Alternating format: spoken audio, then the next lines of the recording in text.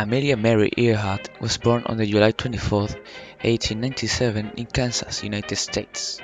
She became the first female aviator to fly alone across the Atlantic Ocean and received the U.S. Distinguished Flying Cross for it. She is remembered as a record setter by many, as she became a renowned writer and a feminist icon for the generation to come.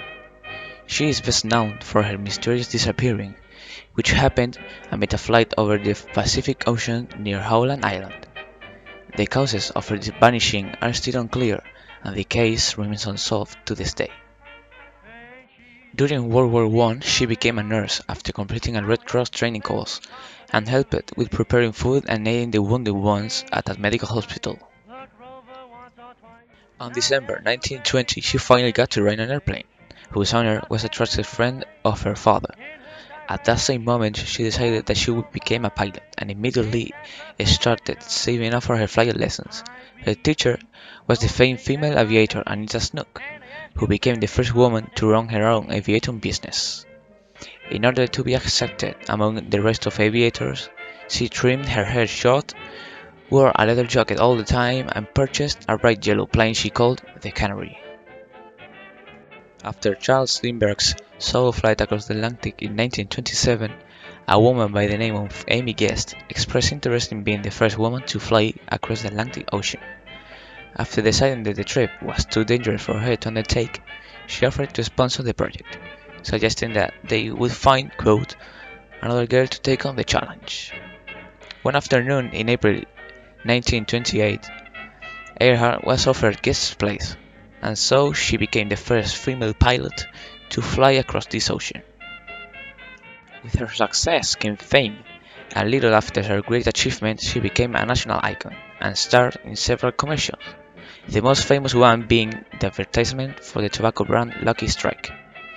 These endorsements helped her finance her flying, and later on she decided to set flight and become the first woman to cross the North American continent and back. After scoring several impressive records, Amelia decided to take on one last challenge.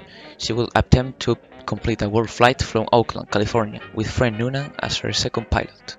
It took them 2 tries to final the said flight, due to technical issues in their first one. They flew without any apparent trouble until reaching the island of Papua New Guinea. After refilling the fuel tanks, they took off with Howland Island as their destination. After a few hours, the plane started to perform some strange maneuvers, such as increasing its altitude, and a US ship with a station nearby tried to make contact with them. The approach was successful, and Fred told the crew of the ship that they were experiencing problems affecting radio signal.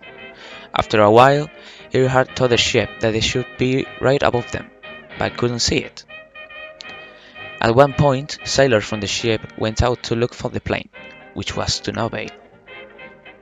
That was the last radio transmission heard from them, and Amelia and Fred vanished to be never seen again.